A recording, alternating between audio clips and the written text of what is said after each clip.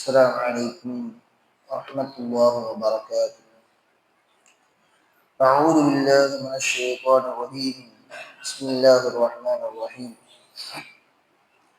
وإذا جاءوكم அந்த யூதர்கள் அந்த நயவஞ்சகர்கள் உங்களிடத்தில் வந்தால் காலு அவர்கள் சொல்லுகிறார்கள் ஆமன்னா நாங்கள் உங்களது அல்லாவையும் உங்களையும் ஈமான் கொண்டுள்ளோம் என்பதாக சொல்லுகிறார்கள். அவர்கள் உங்களிடத்தில் நுழையும் பொழுதே இறை நிராகரிப்பை கொண்டுதான் நுழைகிறார்கள்.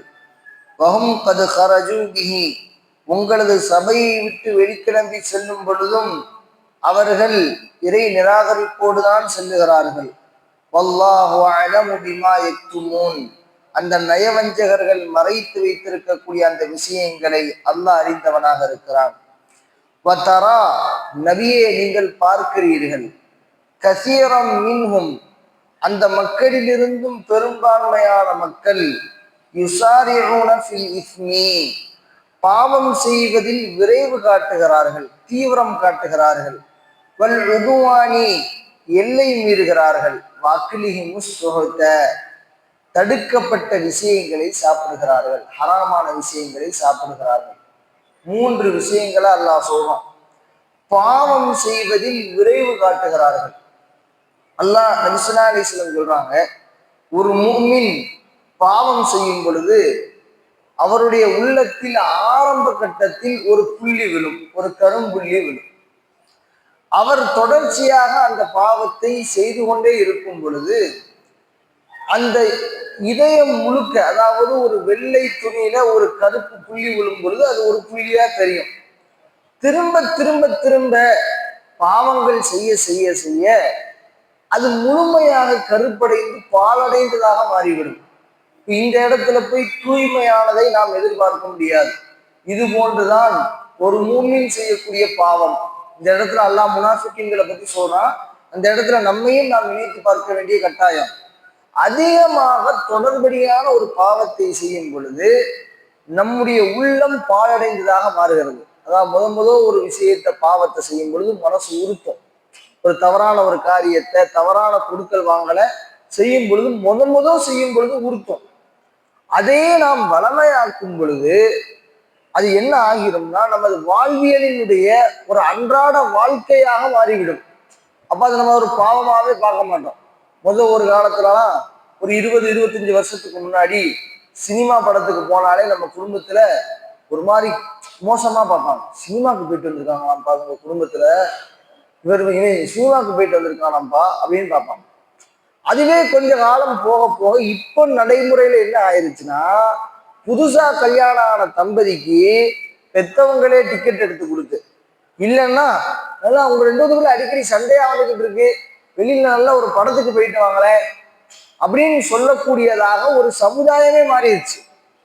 இதே போன்றுதான் உலகத்தினுடைய எல்லா பாவங்களினுடைய சாதாரண தன்மையும் இவ்வாறுதான் நிகழ்கிறது. முதலாக செய்யும் பொழுது சாதாரணமாக தெரியக்கூடிய, ரொம்ப பெருசாக தெரியக்கூடிய விஷயம் தொடர்ச்சியாக செய்ய செய்ய செய்ய அது மிக சாதாரணமாக மாறிவிடுகிறது. இவ்வாறு பாவம் செய்வதில் அவர்கள் ரொம்ப தீவிரம் காட்டுகிறார்கள்.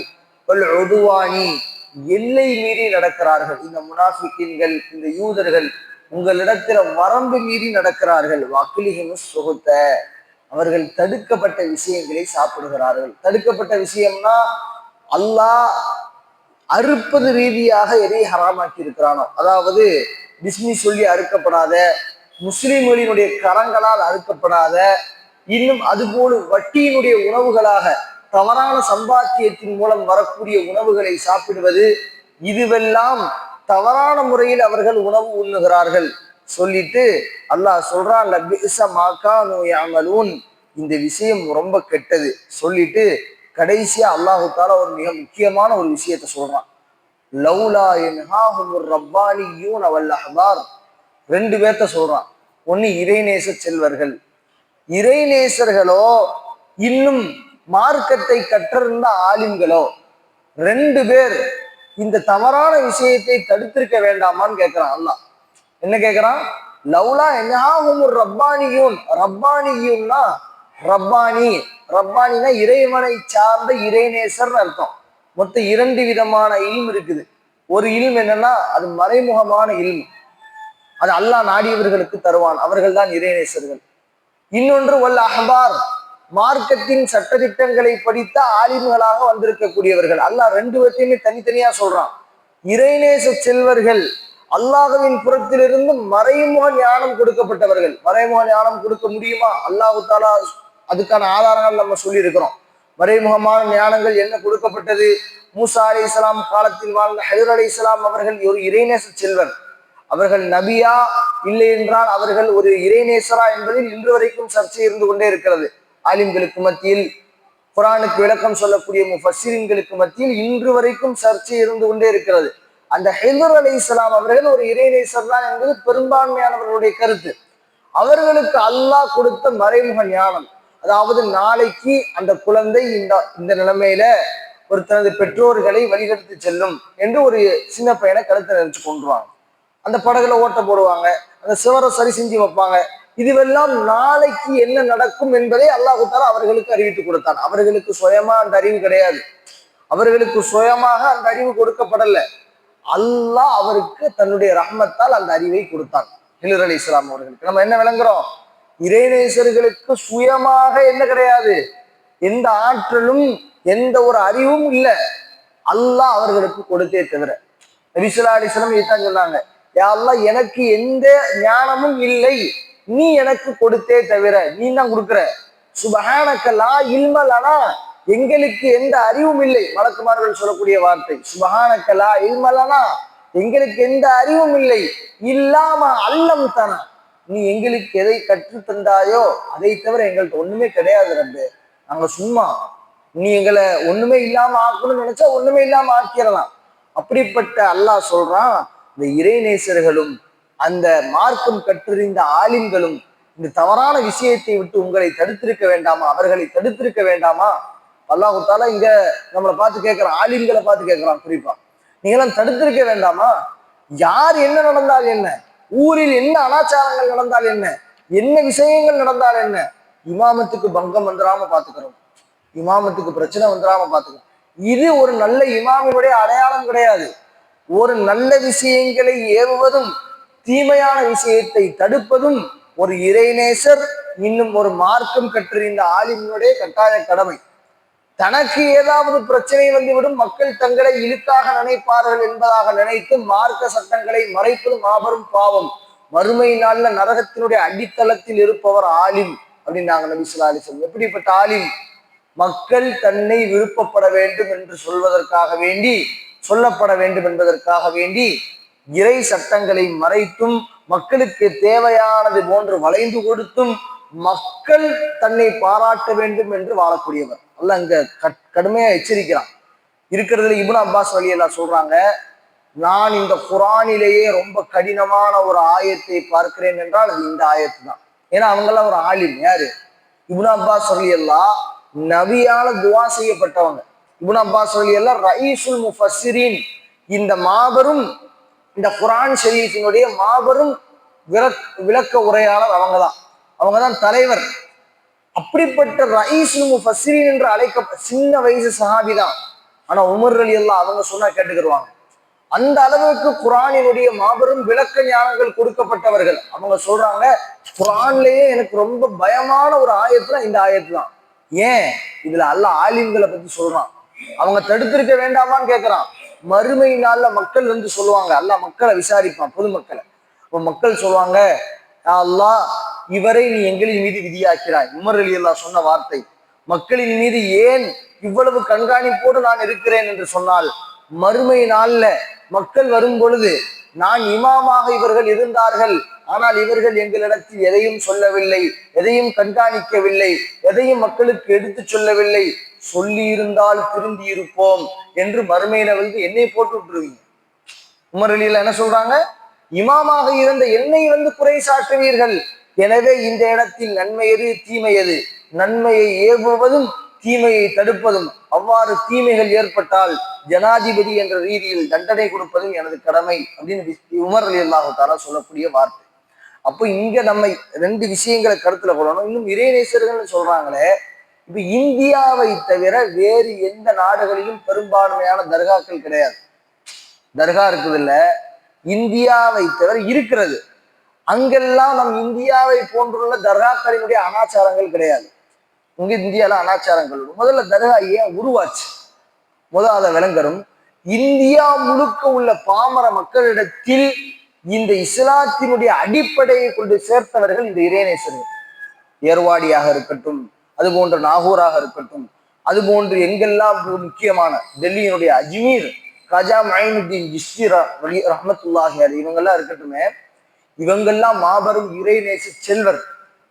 அஜ்மீர் காஜா மঈனுத்தீன் சிஸ்தி ரஹ்மத்துல்லாஹி அலைஹி அவங்கள்ட்ட மட்டும் பல லட்சம் மக்கள் கரம் பற்றி இஸ்லாத்தை ஏற்றுக்கிறாங்க. கரம் பற்றி அவங்களுடைய கராமத்தை எவருமே மறுக்க முடியாது. இல்ல அந்த அவங்களெல்லாம் நம்ம இறைநேசரா சொல்லவே முடியாது, அப்படி சொல்லக்கூடாது. அவங்கள இறைநேச செல்வர்கள், கராமத்தை நிலைநாட்டியவர்கள். ஆனால் அவர்களுடைய பெயரால் நடக்கப்படக்கூடிய அனாச்சாரங்கள் ரொம்ப தவறு, முற்றிலும் தவறானது. பொதுமக்களினுடைய அறியாமையின் காரணத்தினால் இன்னும் பல கிராமத்தூர்கள்ல தீ மிதிக்கிறதுன்னு இருக்கு. கோவில்களில் தீ மிதிப்பது போன்று, பால் குடம் சுமப்பது போன்று எல்லா நிகழ்வுகளும் நடக்கிறது. இதுவெல்லாம் இஸ்லாத்தை விட்டு முற்றிலும் அப்பாற்பட்ட மூட நம்பிக்கைகள். நம்ம அதையெல்லாம் மறுக்கல்ல. ஆனால் அங்கு அடங்கப்பட்டிருக்கக்கூடிய மக்களை பார்ப்பதற்கு, இறைநேசர்களை பார்க்கறதுக்கு என்ன கான்செப்ட் எப்படி போறாங்கன்னா, ஆரம்ப காலத்துல அவங்க வாழ்ந்து மரணிச்சுட்டாங்க. அவங்க மூலியமா தான் நம்ம இஸ்லாத்துக்கு வந்தோம் அப்படின்னு நமது மூதாதையர்கள் அங்கு அவர்களுடைய கபருக்கு ஜியாரத்துக்கு போக ஆரம்பிச்சாங்க. இப்ப இவங்களுடைய பழைய மார்க்கத்துல, அதாவது பழைய சமயத்துல, அதாவது இவங்கள் வழங்கக்கூடிய இந்த விக்கிரகங்களுக்கு பல்வேறு சடங்குகள் செய்யற மாதிரி அங்க போய் கொஞ்சம் கொஞ்சமா சிறிய சிறிய சடங்குகளா செய்ய ஆரம்பிச்சு அதுக்கடுத்த தலைமுறை வர வர வர வர என்ன இஸ்லாத்தினுடைய அடிப்படை நோக்கமே மாறி பல்வேறு சடங்குகள் செய்ய ஆரம்பித்தார்களே தவிர, மக்கள் அங்கு போறதுக்கான காரணம் என்னங்கிறத விளங்கிக்கிறோம். நாம் இஸ்லாத்திற்கு வருவதற்கு பல்வேறு ரீதியாக உழைத்தவர்கள், தெரு தெருவாக வந்து இஸ்லாத்தை பரப்பியவர்கள் அந்த இறைநேசர்கள். எனவே நம்ம அங்க போறோம் அப்படிங்கிற நோக்கத்துலதான் இந்தியாவில் நீங்க பரவலா பார்க்கலாம். மற்ற நாடுகளை இந்த அளவுக்கு நீங்க பரவலா பார்க்க முடியும். ஏன்னா இந்தியாவுடைய பாமர மக்களிடத்தில் இஸ்லாத்தை கொண்டு சென்றவர்கள் இந்த இறைநேச செல்வர்கள். அதனாலதான் அல்லாஹ் சொல்றான், இறைநேசர்கள் நீங்கள் தடுத்திருக்க வேண்டாமா? உயிரோடு வாழ்ந்த காலத்துல அவங்கெல்லாம் இந்த காரியத்தை பார்த்து அவங்க பார்த்துட்டு சும்மா இருக்க மாட்டாங்க. சந்தனம் பூசுதல் இது போன்ற மற்ற நிகழ்வுகளை பார்த்து அவங்க சந்தோஷப்படுவாங்களா? நீ முதல் தொழுதியான்னு கேட்பாங்க. நீ முதல் தொழுதியா, அமல் செஞ்சியா, மற்ற காரியங்களை செஞ்சியான்னு தான் கேட்பாங்களே தவிர இந்த சடங்குகள் செய்தாயா என்று அவர்கள் கேட்க போவதல்ல. இது மக்கள் தனக்குத்தானே உண்டாக்கி கொண்ட அவர்களுடைய நம்பிக்கையினுடைய வெளிப்பாடு. இது தவறானது. அல்லாஹ் சொல்றான், இந்த இறைநேசர்களும் இந்த மார்க்கத்தை கற்றறிந்த ஆலிம்களும், அல்லாஹ் நபி ஸல்லல்லாஹு அலைஹி வஸல்லம் 4 விஷயத்தை சொல்றாங்க. மன்ரா மின்கும் முன்கரன், யாராவது ஒரு விஷயத்தை தவறை பார்த்தால், ஒரு குற்றத்தை பார்த்தால், மக்கள் தவறாக போவதை பார்த்தால், ஒரு சமுதாயம் ஒரு தனிநபரோ அவர் தன் கையால் தடுக்கட்டும். வியதிகி, அதுவும் முடியல, அவர் தன் கரத்தால தடுக்க முடியல, அவர் அபில் இசானிகி, தன் நாவை கொண்டு ஏவட்டும். இந்த தப்பு பண்ணாதீங்க, இது தப்புங்க, முற்றிலும் எடுத்து சொல்லணும், கடுமையா சொல்லணும். மென்மையா சொல்லி கேட்கல, அதை கடுமைப்படுத்தி சொல்லணும். இது தப்பு, நீங்க செய்யக்கூடாது அப்படிங்கிறத அவருக்கு உணர்த்தணும். ஏன்னா அவர் பாவம் தெரியாம செஞ்சுக்கிட்டு இருக்கிறாரு. அவரிடத்தில் இதனுடைய வலிமையை சொல்லி கொஞ்சம் கண்டிப்போடு சொல்லும் பொழுது, இரண்டாவது அது முடியல, அடுத்த ஸ்டேஜ் மனதளவில் வெறுத்து ஒதுக்கிறது. அவ்வளவுதான். அதுவாவது ஈமானினுடைய குறைந்தபட்ச பண்பு. அப்புறம் இந்த இடத்துல இந்த ஹதீஸுக்கு விளக்கம் சொல்லக்கூடிய முஹத்திஸீன்கள், ஷரஹ் சொல்லக்கூடிய முஹத்திஸீன்கள், ஹதீஸ் விரிவுரையாளர்கள் சொல்றாங்க, இரண்டாவது வாயால் சொல்லக்கூடியது ஆலிம்களின் மீது கடமை, ஃபர்ல். அவங்க சொல்லியே ஆகணும். குர்ஆன்ல என்ன சட்டங்கள் இருக்கிறது, இந்த குடுக்கல் வாங்கல்ல என்ன சட்டம் இருக்குது, பார்வை விபச்சாரத்தினுடைய தண்டனைகள் என்ன, தொழுகையை விட்டா என்ன பாவம், புறம் பேசினா என்ன பாவம் என்பதை மக்களுக்கு விழிப்புணர்வோடு எடுத்து சொல்லணும். அவர்கள் கொஞ்சம் கேட்டு சடைவாகுவதாக தெரிந்தால் கொஞ்சம் அழுத்தமாக எச்சரிக்கையோடு அவர்களை பயமுறுத்தி சொல்லணும். அப்படிங்கிறத ஆலிம்களின் மீது விதித்தான கடமை. ஏன்னா இந்த ஆயத்தை கொண்டு சொல்லிட்டு அல்லாஹ் சொல்றான், அன் கௌலிஹிமுல் இஸ்ம, அவர்களை தவறான பாவமான பேச்சுகளை விட்டு அவர்கள் தடுத்திருக்க வேண்டாமா? அக்லிஹிமுஸ் சுஹுத, அவர்கள் சாப்பிடக்கூடிய சாப்பாடு தவறானதாக இருக்கிறது என்று அவர்களுக்கு நீங்கள் எச்சரிக்கை செய்திருக்க வேண்டாமா? லபீஸ மா கானூ யஸ்னஊன், அவர்கள் செய்திருக்கக்கூடிய இந்த காரியங்கள் ரொம்ப தவறானது என்பதாக அல்லாஹு தாலா இந்த ஆயத்தை முடிக்கிறார்.